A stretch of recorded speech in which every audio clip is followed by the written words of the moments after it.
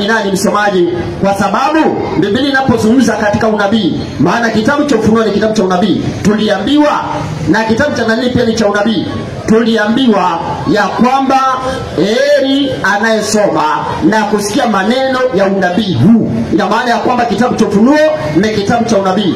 Yesu akatuambia kwenye kitabu cha Mathayo 24 na mstari wake wa 15, basi hapo mtakapoliona chukizo la uharibifu lile lilonenwa na nabii Danieli. Ina maana ya kwamba Danieli ni nabii. Hosea 12 mstari wake wa 10, kwani Danieli na Yohana wa Patmo ambao ameandika vitabu vya unabii. Hivi vitabu vya unabii, msomaji, nipe habari. Inasemaje? Twende. Tena nimenena na hao manabii kama Danieli na kama Yohana. Twende. Nami nimeongeza maono. Safi. Na kwa utumishi wa manabii nimetumia mifano. Kwa nchoka katika Biblia ni mfano wa kumaanisha nini? Maana katika unabii wa Biblia maandiko yanatuambia kwamba choka ni shetani. Sasa shetani joka ni shetani. Ufunuo 12 mstari wa 9, yule joka katupwa, yule mkubwa, twende, nyoka zamani naitwa Ibilisi na Shetani. Kumbe joka ni nani? Ni Shetani. Ati joka ni nani? Ni Shetani. Ibilisi shetani. Maliza andiko. Inasema hivi, audanganye ulimwengu wote. Kumbe shetani ndiye anadanganya ulimwengu mzima. Shetani ndiye anadanganya ulimwengu mzima. Na ukisema usikie unachoka, maana hii ni kitu ambacho tunataka kuonyesha watu waelewe. Tafadhali hizi viti ni sisi tumeweka na tumewekea wale ambao wangependa kuketi na kusikiza wakiwa wametulia. Ukitaka kuandika mafungu, andika, enda ukasikize, ukasome nyumbani. Ukitaka kuja na Biblia usomee hapa, tafadhali njoo. Kuja na Biblia yako usomee hapa, na ikiwezekana labda kesho Mungu akitujalia tutafute vile tunawezeka babu hapa, ili watu kama mtu anataka kuja na Biblia yake tusome pamoja na yeye, anafungua Biblia yake anasoma. Wale ambao wanataka kuandika wanaandika. Wapendwa, angalia maandiko yanatuonyesha ya kwamba shetani asije akapata kutushinda, maana hatukosi kujua fikira zake. Shetani anafikiria gani? Ana mpango gani? Kumbe shetani anataka kuamuliwa. Alianza madai wapi? Kitabu cha Isaya 14 na mstari wake wa 12. Shetani anataka kuamuliwa. Kwanza maliza andiko la Ufunuo. Mahali maandiko yanasema Ufunuo 12 na mstari wake wa 9 ya kwamba joka ni Ibilisi ama shetani. Maliza andiko. Audanganye ulimwengu wote. Kumbe joka shetani ama Ibilisi akianadanganya ulimwengu wote. Nipe habari. Akatupwa hata nchi, ndio, na malaika zake wakatupwa pamoja naye. Kumbe shetani alipotupwa kutoka mbinguni alitupwa pamoja na malaika zake. Shetani alipotupwa kutoka mbinguni alitupwa pamoja na malaika zake. Nini kilifanya shetani atupwe kutoka mbinguni? Kwani alikuwa na agenda gani? Alikuwa na mpango gani? 14 12 kitabu cha Isaya inasema hivi hadi mstari wa 14. Twende. Jinsi ulivyoanguka kutoka mbinguni, ewe nyota alfajiri, mwana wa asubuhi. Anaitwa Lucifer, mwana wa asubuhi. Jinsi ulivyokatwa kabisa, ewe uliyewaangusha mataifa. Lucifer, angalia, ndiye ameangusha mataifa. Lucifer ndiye amedanganya mataifa na ameangusha mataifa na anadanganya ulimwengu mzima, na ulimwengu unaenda kuingia kwa shida kwa sababu ya shetani. Soma tusikie. Nawe ulisema moyoni mwako, ati shetani alisema ndani ya moyo wake, nitapanda mpaka mbinguni. Nipe habari. Nitakiinua kiti changu juu kuliko nyota za Mungu. Kumbe shetani alidai kuchukua kiti chake apeleke wapi? Mbinguni. Ati shetani alidai kuchukua kiti chake apeleke wapi? Apeleke mbinguni. Kwani mbinguni kuna viti ngapi? Weka kamba hapo, tunarudi. Shetani alitaka kupeleka kiti chake mbinguni. Kwani mbinguni kuna viti vingapi? Cha nani na cha nani? Naomba nipe kitabu ni cha Ufunuo 22 somo mstari wa 3. Inasema hivi, ndio, wala hapata kuwa na laana yoyote tena. Huko mbinguni hakutakuwa na laana yoyote tena. Na kiti cha enzi cha Mungu, na kiti cha enzi cha Mungu na cha nani? Na cha mwana kondoo. Ati kiti cha enzi cha nani? Cha Mungu na cha nani? Na cha mwana kondoo. Kumbe mbinguni kuna viti ngapi? Viti 2. Ya nani na ya nani? Cha Mungu na cha nani? Na cha mwana kondoo. Mwana kondoo ni nani? Kitabu cha Yohana Injili 1:29. Yohana Injili 1:29. Mbinguni kuna viti, lakini si vitatu. Viti vya enzi si vitatu. Ni vingapi? 2. Asoma tutie. Siku ya pili yake amuona Yesu anakuja kwake. Ndio. Akasema, aje, tazama mwana kondoo wa Mungu. Kumbe Yesu anaitwaje? Mwana kondoo wa Mungu. Kumbe Yesu anaitwaje? Mwana kondoo wa Mungu. Na Ufunuo 22 mstari wake ni wa 3 umetuambia mbinguni kuna kiti cha enzi cha nani? Cha Mungu na cha nani? Na cha mwana kondoo. Na mwana kondoo ni nani? Ni Yesu. Kwenye mbinguni kuna kiti cha Mungu na cha nani? Cha Yesu. Na cha Yesu. Lakini yule malaika Lucifer shetani akataka kuinua kiti chake, apeleke wapi? Apeleke mbinguni. Kiwe cha ngapi? Kiwe cha 3. Ukisikia mbinguni kuna watu ambao wanasema mbinguni kuna watatu ambao wamekalia viti vya enzi. Ujue hicho cha 3 anataka kuongeza huko ni cha nani? Cha Shetani. Shetani amewadanganya waongeze kiti cha 3 huko, lakini hiyo si mpango wa Mungu. Mungu anatosha kwamba mbinguni kuna viti viwili vya enzi. Cha kwanza ni cha Mungu na cha pili ni cha Yesu. Ni cha Yesu. Sasa msomaji, kumbe shetani alikuwa na mpango wa kuweka kiti chake cha enzi mbinguni. Hebu alitaka kuweka kwa nini? Rudi mahali kwa nasoma kitabu cha Isaya 14, endelea mahali umefika. Kuanzia mstari wa 12, endelea mstari wa 13, 14 huko. Twende. Na ulisema moyoni mwako, ndio, nitapanda mpaka mbinguni. Nitapanda mpaka mbinguni. Nitakiinua kiti changu juu kuliko nyota za Mungu. Nipe habari. Nami nitaketi juu ya mlima mkutano. Akasema ataketi juu ya mlima mkutano. Yaani mkutano atawale makutano ya watu. Twende. Katika pande za mwisho za kaskazini. Safi. Nitapaa kupita vivo vya mawingu. Nitafanana naye aliye juu. Kumbe Lucifer shetani alitaka kufanana na nani? Na Mungu aliye juu. Kumbe shetani alitaka kufanana na nani? Na Mungu aliye mbinguni. Kumbe shetani alitaka kufanana na nani? Na Mungu aliye mbinguni. Kwa mbinguni anayefanana na Mungu ni nani? Maana shetani alitaka kufanana na nani? Na Mungu. Nani aliye mfano wa Mungu? Kitabu ni kile cha Wakolosai 1 mstari wake wa 15 na 16. Maandiko yanatuonyesha ni nani aliye mfano wa Mungu. Soma maandiko. Na ni mfano wa Mungu asionekana. Nani huyo? Yesu. Yesu ni mfano wa nani? Wa Mungu asionekana. Kwa maana viti ni viwili mbinguni, cha Mungu na cha nani? Na cha mwana kondoo, ambaye ni nani? Ambaye ni Yesu. Na Yesu ni mfano wa nani? Wa Mungu asionekana. Lakini shetani alitaka kufanana nani? Na Mungu. Alitaka kufanana nani? Na Mungu aliye mbinguni. Aliye mbinguni. Kwa hiyo alitaka kuchukua cheo cha nani? Cha Yesu. Cheo cha Yesu ndiye alitaka kuchukua. Ndio maana kwenye kitabu cha Mwanzo 1:26 inasema hivi, 1:26 kitabu cha Mwanzo inasema, maandiko matakatifu yanasema, barikiwa, Mungu akasema na ngoja kidogo. Mungu akasema ni wengi ama ni mmoja? Ni mmoja. Maliza. Mungu akasema na tumfanye mtu kwa mfano wetu. Ina maana ya kwamba Mungu aliyesema tufanye mtu kwa mfano wetu alikuwa anaambia mwingine ama wengine? Huyo mwingine ambaye alikuwa anaambiwa na Mungu tufanye mtu kwa mfano wetu alikuwa ni nani? Na ili tuelewe shetani na mpango gani. Msomaji. Naam.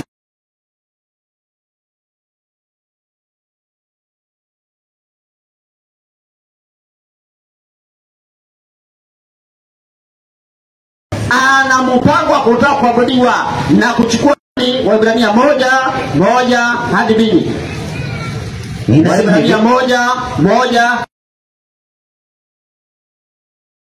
sema zamani na baba zetu. Mungu ambaye alisema zamani na baba zetu katika manabii kwa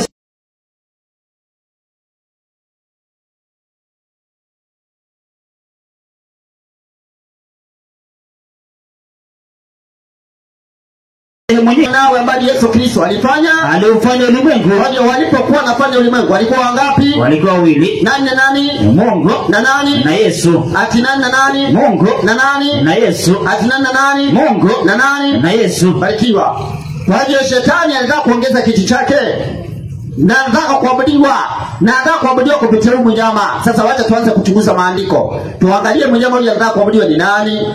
Kwanza tunataka kuangalia mnyama katika unabii wa Biblia. Msomaji, nataka kuangalia vile tunaweka utangulizi ambao tutakuja kuendelea kutoka hapo. Msomaji, mnyama anayetaka kuabudiwa huyu mnyama, maana ya mnyama ni nini? Maana Yohana wa Patmo si wa kwanza kuona wanyama. Kuna mwingine ambaye alikuwa ameona wanyama, anaitwa nani? Danieli. Na hata Musa pia aliona nani? Aliona wanyama. Wacha tuangalie nabii Musa. Je, Musa uliona wanyama na ulitaja habari za wanyama? Naomba unipatie kwenye kitabu, alafu tutaanza huko, tukikuja polepole ndio tuelewe mnyama wa mwisho duniani anayedai kuabudiwa. Wa kwanza kuona wanyama alikuwa ni Musa. Musa akaona wanyama, akasema hivi Musa, kitabu ni kile cha Walawi, Leviticus. Walawi Walawi walikuwa ni watoto wa Yakobo. Sasa msomaji, Naam. Walawi naomba nipe 26, nipe mstari wake wa 22. Twende. Inasema hivi. Barikiwa. 26:22 nasema, Ndiyo. nami nitaleta wanyama wakali kati yenu. Mungu akaambia wana wa Israeli, ninyi msiposikia sauti yangu, nitaleta wanyama wakali kati yenu, ndiyo, ambao watawanyang'anya watoto wenu. watawanyang'anya watoto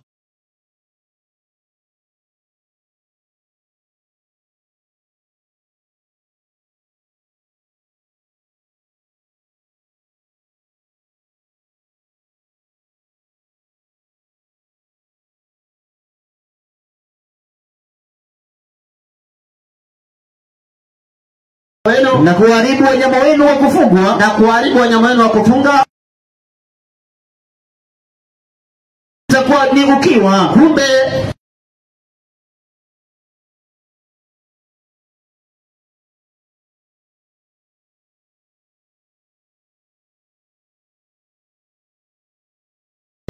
Kati yao hao wanyama mstari wake wa 6 tunafundisha Biblia watu wapate kuelewa maandiko yanasema nini. Tuwe kuangalia wanyama wanamaanisha nini. Soma maandiko. inasema hivi. 13:6 Esaya, Akashiba mioyo ikatukuka, ndio sababu amenisahau mimi, wakamsahau Mungu. Alafu basi nimekuwa kama simba kwao. akasema nimekuwa kama simba kwao. twende, Kama chui nitavivizia njiani, chui nitavizia njiani, nitakutana nao kama dubu. ati kama nani?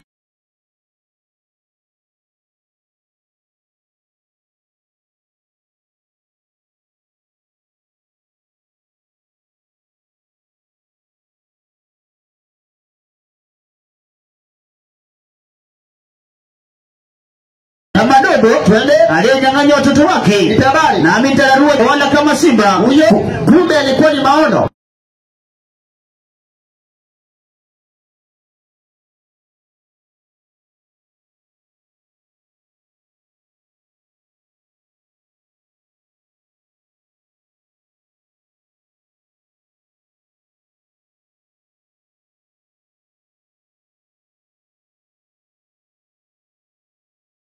Kabisa. Pande za mbinguni zilivuka kwa nguvu juu ya bahari kubwa, ndipo wanyama wakubwa 4 wakatoka baharini. Wanyama wakubwa 4 wakatoka baharini, wote wa namna mbalimbali. Wa kwanza alikuwa kama simba, na alikuwa na mabawa ya tai. Simba ako na mabawa ya tai. Umeiona simba akiwa na mabawa? Hapana. Umeiona simba ako na mabawa duniani? Hakuna. Kwa hiyo si mnyama wa kawaida. Hii inaitwa unabii wa Biblia kwa njia ya mifano. Na hivyo tukitaka kuelewa tunafaa kutambua mifano inamaanisha nini, tukitumia maandiko tu peke yake bila kutumia akili zetu. Msemaji, soma tusikie. Nikatazama hata mabawa yake akafutuka manyoya, alafu akainuliwa katika nchi, akasomeza juu kwa miguu miwili kama mwanadamu, naye akapewa moyo wa kibinadamu.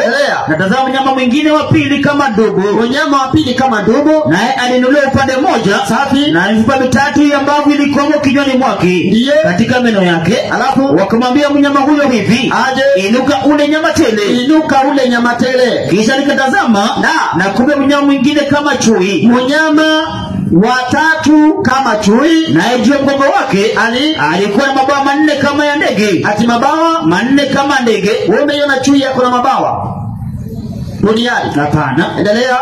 Mnyama huyo alikuwa na vichwa 4. Umeiona chui yako na vichwa 4 duniani? Hamna. Endelea. Akapewa mamlaka. Kumbe yako na mamlaka kabisa.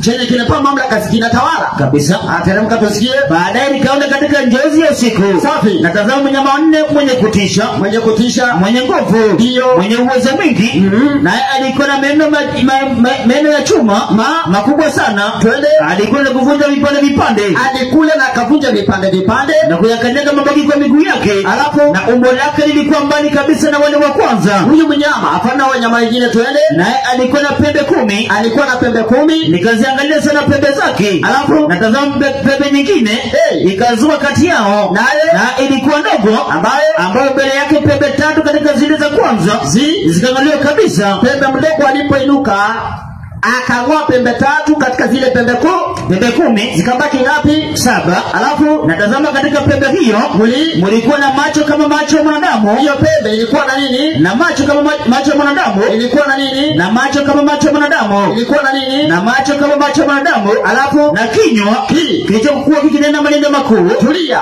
Kwa hiyo kukainuka pembe mdogo, akang'oa pembe 3, zikabaki 7, na hii pembe ikawa na macho na kinywa. Tunaendelea polepole, naamini ya kwamba watu watatuelewa tunapoangalia. Sasa msomaji, naam, Danieli imeonyesha wanyama wakubwa 4 wakitoka baharini, wote namna mbalimbali. Mnyama wa kwanza simba, wa pili ndogo, wa tatu chui, mnyama wa kutisha. Hawa wanyama wakubwa 4, simba, ndugu, chui na mnyama wa kutisha, Danieli akawa alikuwa ametabiri katika habari za wanyama watanyang'anywa mamlaka yao. Alafu baada ya kunyang'anywa mamlaka yao, tabia zao zitadumishwa. Msomaji, naam, Danieli 7:12 inasema hivi, twende 7:12. Danieli, nipe habari. Maandiko matakatifu yanasema aje, na kwa habari za wale wanyama wengine, kwa habari za wanyama wengine walinyang'anya mamlaka, wakanyang'anya mamlaka yao, walakini maisha yao yalidumishwa kwa wakati na majira. Tulia. Kwa hiyo huyu mnyama wa kwanza alinyang'anya mamlaka yake, wa pili akanyang'anya mamlaka, wa tatu akanyang'anya mamlaka, na wengine akanyang'anya mamlaka. Kumbe na wanyama wenye mamlaka. Alafu hao wanyama waliponyang'anya mamlaka, tabia zao, maisha yao, vile waliishi, hiyo tabia ama hiyo maisha ikadhihirishwa katika mnyama aliyenyang'anya hao wanyama wengine mamlaka yao. Je, ilitimia? Ufunuo wa Yohana atuambie. Ufunuo 13 anza 1. Inasema hivi, ndiyo, kisha nikaona mnyama kutoka katika bahari. Nikaona mnyama anatoka baharini, mwenye pembe 10, ako na pembe 10 na vichwa 7. Ngoja, huyu mnyama wa kutisha alikuwa na pembe ngapi? Pembe 10. Na huyu mnyama ako na pembe ngapi? Ako na pembe 10. Hawa wanyama, angalia, huyu mnyama ako na vichwa ngapi? Huyu simba ako na vichwa ngapi? Mtumishi niwe nauliza, simba ako na vichwa ngapi? Simba alikuwa na kichwa kimoja. Alafu ndugu ako na vichwa ngapi? Kichwa moja. Na huyu mnyama ako na vichwa ngapi? Vichwa 4. Na huyu mnyama ako na vichwa ngapi? Mnyama kutisha? Vichwa 10. Vichwa pembe 10, vichwa 7. Huyu mnyama kutisha ako na vichwa ngapi? Kichwa moja. Chukua kichwa moja, ongeza kichwa moja, inakuja ngapi? 2. Ongeza 4, 6. Ongeza 1, 7. Na tunaambia mnyama ambaye amechukua tabia za wanyama wengine ako na pembe ngapi? Ako na pembe 10. Na yule mnyama wa mwisho ako na pembe ngapi? Pembe 10. Na yule mnyama ako na vichwa ngapi? Vichwa 7. Na hao wanyama wako na vichwa ngapi zote? Vichwa 7. Aendelea. Inasema hivi, ndiyo, mwenye pembe 10 na vichwa 7. Safi. Na juu ya pembe zake ana vilemba 10. Ndiyo. Na juu ya vichwa vyake majina makufuru. Nipe habari. Na yule mnyama niliyemwona alikuwa mfano wa chui. Alifanana chui, maana yake alichukua tabia za ufalme gani? Za mnyama mgani? Wa chui. Endelea. Na miguu yake ilikuwa kama miguu ya dubu. Maana yake alipokuwa anatembea duniani alitembea kama nani? Kama dubu. Kwa hiyo mnyama mmoja ako na tabia za wanyama wengine. Endelea. Inasema hivi, ndiyo, na kinywa chake kama kinywa cha simba. Na mnyama huyu wa kwanza, huyu mnyama akawa na kinywa kama kinywa cha simba. Kwa hiyo inamaanisha huyu mnyama ambaye mnyama mwisho duniani, ambaye anaenda kutumika na shetani, ambaye anatumika na shetani, ni mnyama ambaye amechukua tabia za simba, tabia za chui, tabia za dubu, tabia za mnyama wa kutisha. Amechukua maisha. Sasa huyu mnyama ni mnyama mgani? Kwanza maliza andiko. Inasema hivi, na kinywa chake kama kinywa cha simba. Safi. Yule joka shetani akampa nguvu zake. Kumbe mnyama amepewa nguvu, amepewa na shetani nini? Nguvu zake, na kiti chake cha enzi, na nini tena? Na uwezo mwingi. Kile kiti ambacho shetani alisema anataka kuinua apeleke mbinguni, akapea nani? Akapea mnyama. Na nguvu zake shetani akapea nani? Mnyama. Na uwezo wake shetani akapea nani? Akapea mnyama. Alikuwa na mpango gani? ili apeane kwa mnyama. Rudio Ufunuo 13 mstari wa 4. Inasema hivi, ndio wakamsujudu yule joka, watu wakaabudu njoka shetani kwa sababu alimpa huyo mnyama uwezo wake. Kumbe mnyama alipewa uwezo na shetani, maana njoka shetani anataka kuabudiwa, alafu akapea mnyama uwezo wake. Maliza. Inasema hivi, na wakamsujudu yule mnyama wakisema, wakaabudu mnyama wakisema, ni nani afananaye na mnyama huyo? Kumbe shetani anataka kuabudiwa kupitia nani? Kupitia mnyama. Shetani anataka kuabudiwa kupitia nani? Kupitia mnyama. Maana ya mnyama ni nini katika unabii wa Biblia? Danieli 7 msomaji. Danieli 7. Yani maandiko matakatifu kuna kitu ambacho watu wengi hawajajifunza. Hata wanapoenda makanisani wamesahau ya kwamba kuna ujumbe wa mwisho duniani wa kitabu cha Danieli na kitabu cha Ufunuo, ujumbe ambao unafaa kueleweka na watu wa kanisa, na si watu wa kanisa peke yao, hata wenye wako katika historia ya dunia hii wote, hata Waislamu wanahitaji kuelewa ujumbe huu. Sema tusikie. Inasema hivi, ndio Danieli 7:23, na ndio maana hata Muhammad sallallahu alaihi wasallam anasema ukitilifiana katika jambo lote murejelee vitabu vya kale vya Mwenyezi Mungu ambavyo ni Torati, Injili na Zaburi. Ndio maana katika Biblia ndio tunapata Torati, Injili na Zaburi, na ndio tunapata manabii wenye unabii wa Biblia ambao umepeanwa kwa njia ya ajabu. Soma andiko. Inasema hivi, akanena hivi, hakuna kitabu kingine kinazidi Biblia isipo. Biblia ndio inazidi vitabu vyote. Kwa hiyo ni kitabu kiko na vitabu vingi, maana ni kitabu ambacho kina manabii wengi waliandika na mitume wengi waliandika, nao manabii na mitume wengine hawakuonana, maana wakiishi wakati mmoja, lakini walipoandika kile ambacho Musa aliandika, Danieli akaandika, na Danieli hakuishi wakati wa Musa. Unaona? Kile ambacho Musa aliandika, Danieli akaandika, Hosea akaandika, Yohana wa Patmo kipindi cha mwisho, Yohana wa Patmo kipindi ambacho Yesu amemwacha duniani, Yohana wa Patmo akaandika yale ambayo hata Musa alikuwa amezungumzia, Danieli alikuwa amezungumzia, na hata Ezekieli na hata Hosea. Maana yake hao manabii wote walitoa ujumbe wao kwa mtu mmoja, au manabii wote na mitume walitoa ujumbe wao kwa mmoja ambaye ni Mwenyezi Mungu, ambaye anafunua mambo ya ajabu ambaye mwanadamu ambaye anakubali kuwa na roho wa Mungu anasaidiwa kuelewa hili. Soma andiko tusikie. 17:23. Naomba nipe Danieli 7:23 mtumishi. Inasema hivi, ndio akanena hivi, huyo mnyama wa nne, atakuwa ni ufalme wa nne juu ya dunia. Kwa maana ya mnyama ni ufalme. Maana ya mnyama ni ufalme. Maana ya mnyama ni ufalme. Kwa hiyo huyu mnyama ni ufalme. Ni ufalme. Kwa hiyo kuna falme ine zinafaa kutawala dunia, alafu baadaye kutatokea ufalme mwingine wa kiibada ambao umepewa mamlaka na shetani, kiti cha enzi na shetani, na uwezo mwingi na shetani, ili watu wakiabudu kwenye ufalme huu watakuwa na abudu joka shetani. Kwa hiyo huu ni ufalme. Ndio maana nasikia wanyama wako na mamlaka, hawa wanyama waine, falme hizi ine zikanyang'anya mamlaka yake, alafu ufalme wa kwanza ukanyang'anya mamlaka na ufalme wa pili, ufalme wa pili ukanyang'anya mamlaka na ufalme wa ngapi? Wa tatu. Alafu ufalme wa tatu ukanyang'anya mamlaka na ufalme wa ngapi? Wa nne. Alafu ufalme wa mwisho duniani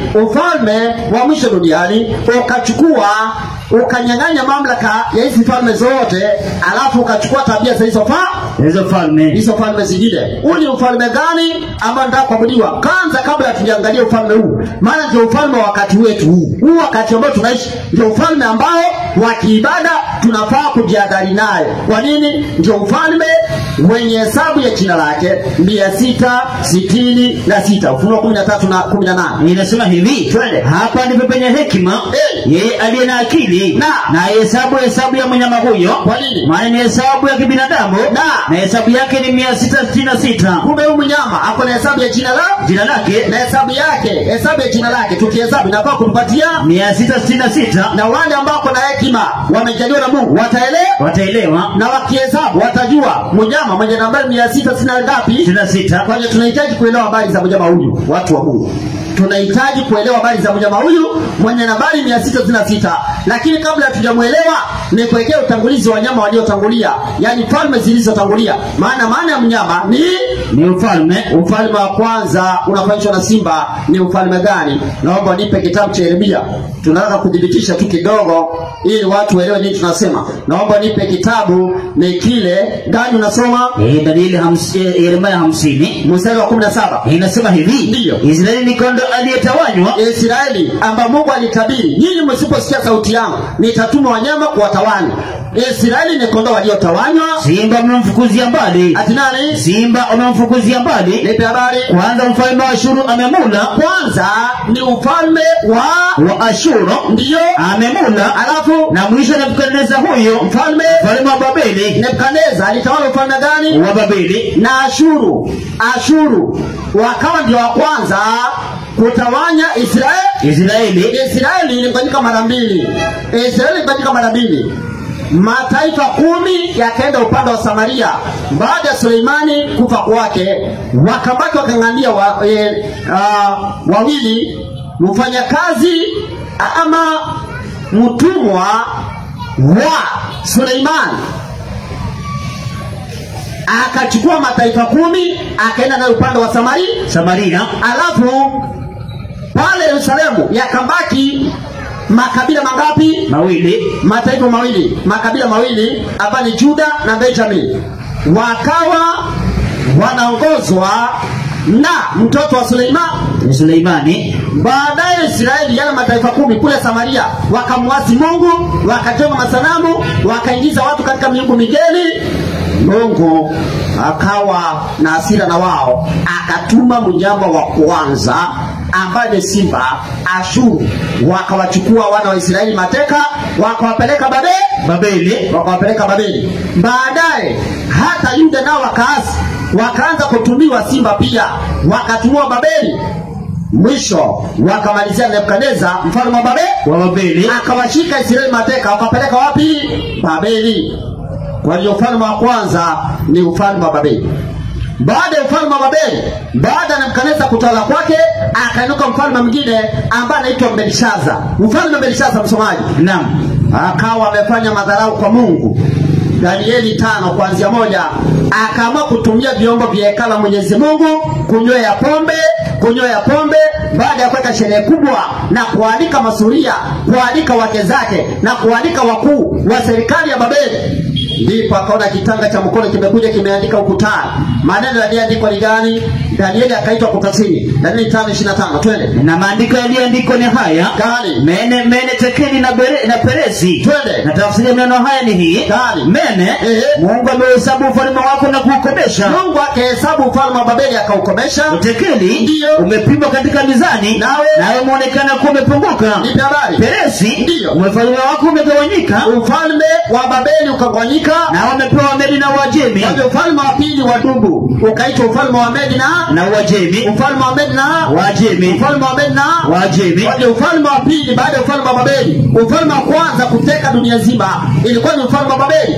Ufalme wa pili kuteka dunia nzima ilikuwa ni ufalme wa Wamedi na Uajemi. Na hizi falme zote ziliingilia masuala ya kidini, ziliingilia masuala ya ibada ya Mwenyezi Mungu. Kwa mfano, ufalme wa Babeli kwenye kitabu cha Danieli 3, msomaji, na kuanzia mstari wa kwanza wakaamua, Danieli 3 kuanzia mstari wa kwanza wakaamua ya kwamba ibada ambayo inafaa kufanyika Babeli ni ibada ambayo inafaa kuelekezwa kwa masanamu. Mtu ambaye anaitwa Shandra, Mesha na Abednego walikataja ibada, hawakukataa. Walipokataa wakatupwa katika tanuru la moto, lakini hawakuchomeka. Na maandiko yanasema maana hawakuchomeka. Soma mstari 24. Inasema hivi, Danieli 3:24. Ndipo Nebukadneza akastaajabu, akainuka kwa haraka akanena, akasemaje? Akawaambia mawaziri wake, je, hatakutupa watu watatu? Wapi? Hadi wamefungwa katikati ya moto. Ndio. Wakajibu akamwambia, mfalme kweli mfalme. Ndio. Akajibu akasema, tazama mimi naona watu wanne na wamefunguliwa. Ndio. Wanatembea katikati ya moto. Na usome vizuri. Wanatembea katikati ya moto. Wametembea katikati ya moto. Ndio. Samahani. Soma msemaji. Katikati ya moto, alafu hali hawana dara lolote. Ndio. Na sura yake yule wa nne ni mwana wa Mungu. Ati alikuwa mfano wa mwana wa nani? Ni mwana wa Mungu. Kumbe mwana wa Mungu alikuweko kabla ya kuzaliwa na Mariamu duniani. Watu wengi ambao wanajiita wa Kristo wanaona Yesu wakati amezaliwa na Mariamu, lakini Yesu alikuwa kabla ya kuzaliwa na Mariamu. Anasema kabla Ibrahimu mimi nipo. Unaona? Kwa Yesu akashuka kuokoa Shadraka, Meshaki na Abednego katika tanuru la moto katika ufalme gani? Wa Babeli. Malizandiko. Ina maana ya kwamba huyo Mungu ambaye ni Mungu wa Shadraka, na hata leo watu makanisani wanasema Mungu wa Shadraka, Meshaki na Abednego, lakini hawamuamini huyo Mungu kwamba kuna uwezo wa kupigania.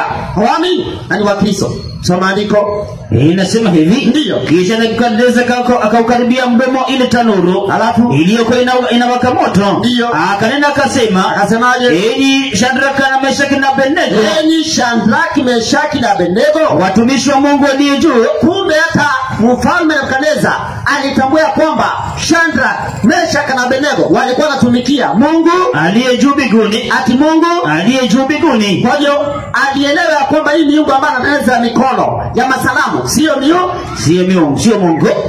Endelea na andiko. Tokeni muje huko. Ndiyo. Ndipo Shadraka na Meshaki na Abednego wakafanya nini? Wakatoka katika ule moto. Alafu na maamiri na manaibu na maliwali na mawaziri waliokuwa wamekusanyika pamoja. Wale maliwali, magavana, mawaziri, yani maminista, kumbe alikuwa hata wakati huo ufalme wa Babeli. Twende. Wakaona watu hao, alafu ya kwa ule moto ulikuwa hauna nguvu juu ya miili yao, na Wakristo wajiandae, Wakristo wa kweli wajiandae. Maana kuna wakati ambapo watahitajika kuitwa mbele ya wafalme, mbele ya mawaziri, mbele ya maliwali, mbele ya wakuu wa dunia kutetea imani ambayo naamini. Soma andiko usikie. Wala nyenzo za vichwa vyao hazikuteketea, safi. Wala swali zao hazikubadilika, alafu wala harufu ya moto haikuwapata hata kidogo. Hawakuwa na harufu ya moto na walikuwa ndani ya moto. Soma. Nebukadneza kanena akasemaje? Na ahimidiwe Mungu wa Shadraka, Meshaki na Abednego. Kumbe Nebukadneza akatambua Mungu wa kweli anafaa kuhimidiwa na kuabudiwa. Ni nani? Ni Mungu wa Shadraka na Meshaki na Abednego, ambaye alisema ni Mungu wa wapi? Sema mbinguni. Tulia. Baada ya ufalme wa Babeli ukaingia ufalme wa Medi na Wajemi. Wafalme wa Medi na Wajemi katika kitabu cha Danieli 6. Wapendwa, ufalme wa Medi na Wajemi, Medo-Persian Empire, wakaamua kuweka sheria ya kifalme, yani viongozi wa kiserikali wakakaa kikao, wakaweka sheria ya kifalme, wakasema na wakapiga marufuku, wakasema mtu yeyote atakayeabudu Mungu mwingine isipokuwa mfalme Dario muda wa siku 30 anafaa tupwe ndani ya tundu la nini? La simba. Danieli akajua hayo maandiko yamewekwa sahihi na rais, yamewekwa sahihi. Inamaanisha kwamba wakati ule kulikuwa pia na wabunge, kulikuwa pia na viongozi wa kiserikali waliokaa vikao kunaanza sheria, alafu anapelekea mfalme rais, alafu anaweka nini? Anaweka sahihi. Kumbe hiyo sahihi aliyoweka, sikiza. Kumbe hiyo sahihi aliweka kwa sheria ambayo inapingana sheria ya nani? Ya Mungu. Na usikize kwa makini. Si mara moja na si mara mbili serikali kuingilia masuala ya kanisa ama masuala ya kidini ama masuala ya ibada ya Mungu, wakajipata wamepingana na Mungu. Wakati wale wambunge waliketi chini, wale viongozi wa kiserikali walipokaa kikao, wakaunda sheria, alafu wakapelekea rais ambaye ni Dario mfalme, wakamwambia weka sahihi hapa, na ukiweka sahihi hiyo neno iweze kubadilika kama ilivyo sheria ya Wamedi na Wajemi. Ilichangia Danieli baada ya kujua maneno yamewekwa sahihi, na akajua kwamba imesemekana kuna mwingine anafaa kuabudiwa isipokuwa mfalme Dario. Alienda akapiga magoti mara 3 kila siku, akaabudu Mungu wa mbinguni na akamuomba. Alijua kuabudu ni kupiga magoti na kupigia Mungu magoti. 95 mstari wa 6 kitabu ni cha Zaburi. Changamka msomaji. Anasema hivi. Hiyo ni kitabu cha Danieli 6. Sikiza kwa makini, historia ya mwisho duniani tutaielewa kutokana na historia ambayo ilipita. Sema msamaji. Njooni tuabudu, tusijudu. Ndio. Tupige magoti mbele za Bwana aliyetuumba. Kwa hiyo nani anafaa kupiga magoti? Ni Mungu peke yake. Si sanamu? Hapana. Si sanamu? Hapana. Si mwanadamu? Hapana. Haya. Kwa hiyo ni Mungu peke yake anafaa kupiga magoti na kuabudiwa na kuombwa yeye. Sasa msomaji, tunapiga hatua. Kwa hiyo ufalme wa Medi na Wajemi ukaanza kuleta sheria ambayo itadhibiti watu katika masuala ya imani na katika masuala ya ibada. Na hata ikiwezekana historia hiyo itajirudia kipindi cha duniani, maana huyu mnyama amechukua tabia za hizi falme zote. Inamaanisha kwamba kipindi cha duniani katika ufalme wa Babeli vile watu waliingia katika ibada ya masanamu, inamaanisha kwamba hata kipindi cha duniani watu wataingia katika ibada za masanamu. Na pia vile katika ufalme wa Mendo wa Jeri, wambunge waliketi chini katika mbunge, viongozi wale wakanasa sheria ya ambayo inadhibiti masuala ya ibada, alafu akapelekea mfalme akaweka sahihi. Inamaanisha hata mambo yatajirudia maneno yangu ama maneno ya maandiko. Msomaji na mwalimu, naomba nipe kitabu cha Mhubiri 3, nipe mstari wake wa 15. Asi maneno yangu na wako kubidilisha na Biblia. Historia iliyopita itajirudia. Somo sikie. Inasema hivi, yale yaliyoko yamekuwako, yale yaliyoko sahihi yamekuwako, na hayo atakayokuwako yamekwisha kuwako, na yale atakayokuwako hapa mbele yamekwisha kufanyika. Naye Mungu huyatafuta tena mambo yale yaliyopita. Kumbe yale yaliyopita katika historia yatafanyika tena. Yatafanyika tena. Nipe Mhubiri 1 mstari wa 9. Inasema hivi, barikiwa, yaliyokuwako ndiyo atakayokuwako, yaliyokuwako kitambo ndiyo atakayokuwako, na yaliyotendeka ndiyo atakayotendeka. Yaliyotendeka yatatendeka, wapendwa. Wala jambo jipya hakuna chini ya jua. Hakuna jambo jipya chini ya jua.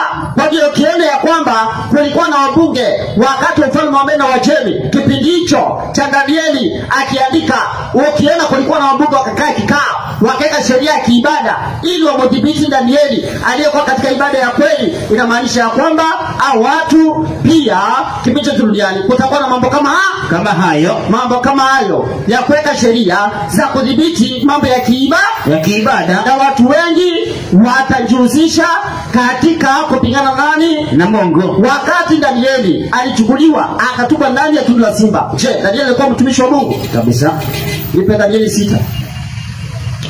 6. Uko hapo? Niko hapo. Naomba nisomee mahali inasema Danieli baada ya kutumwa katika tundu la simba, sasa anaamuka Dario, anaenda kuangalia subuhi yake, hakulala, akaenda kuangalia subuhi yake.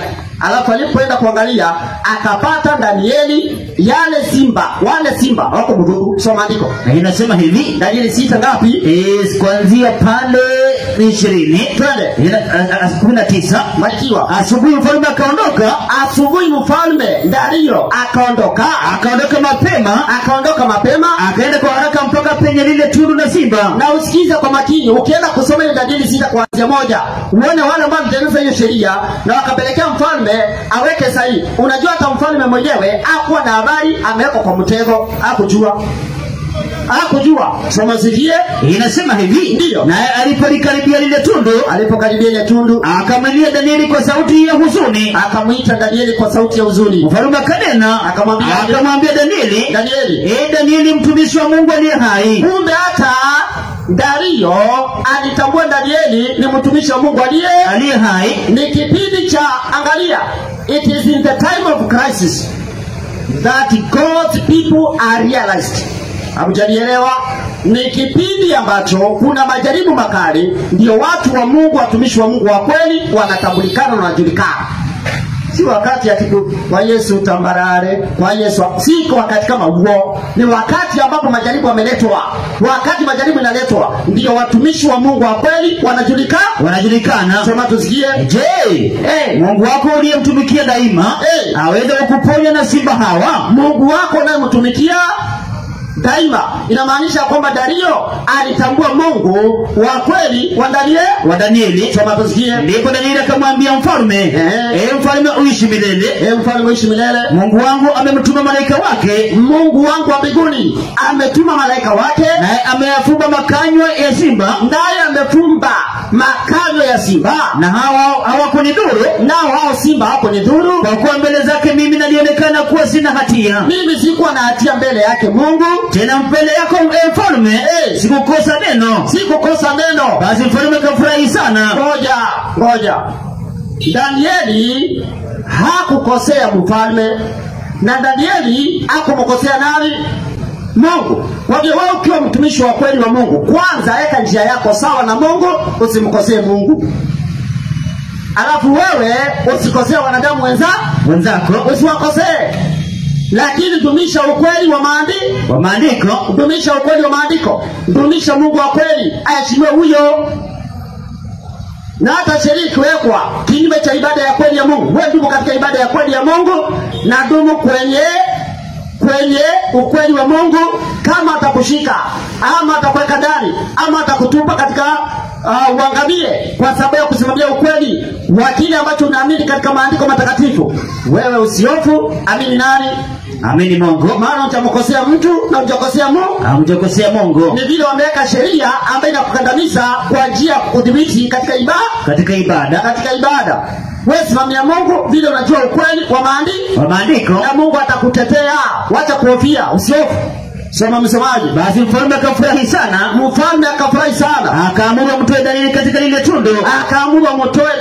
Kutoka katika ile tundu. Ndipo Danieli akatolewa katika lile tundu. Alafu wala dhara lolote halikuonekana mwilini mwake. Hakupatikana na dhara lolote. Mungu wa Danieli alimlinda Danieli. Huyo ndiye Mungu tunazungumzia hapa. Mungu wa Danieli alimlinda Danieli. Huyo Mungu wa Shadraka, Meshaki na Abednego alimlinda Shadraka, Meshaki na Abednego kwa kutuma mwanawe Yesu Kristo akakuja kuokoa Shadraka, Meshaki na Abednego. Huyo Mungu ndiye alituma malaika zake wakakuja kuokoa Danieli kutoka katika tundu la simba, kutokana na simba waliokuwa wanaweza kumdhuru. Msomaji, soma maandiko. Kwa sababu alikuwa amemtumaini Mungu wake. Alikuwa amemtumainia Mungu. Mfalme akaamuru na wakaleta wale watu waliomshtaki Danieli, wale watu ambao wanaanza sheria ili wamshtaki Danieli kwa kumdhibiti katika mambo ya ibada, wakaitwa. Alafu wakawatupa katika tundu la simba. Ndio wao na watoto wao na wake zao na wale simba wakawashinda, wakaivunja mifupa yao, wakawavunja mifupa yao vipande. Ndio kabla hawajafika chini ya tundu. Tulia. Kwa hiyo wapendwa, ufalme wa kwanza wa dunia ni ufalme wa Babeli. Ukaleta ibada ya masanamu na miungu mingine ya uongo. Hiyo ni Danieli 3:13 tunasoma kwa wakati wao.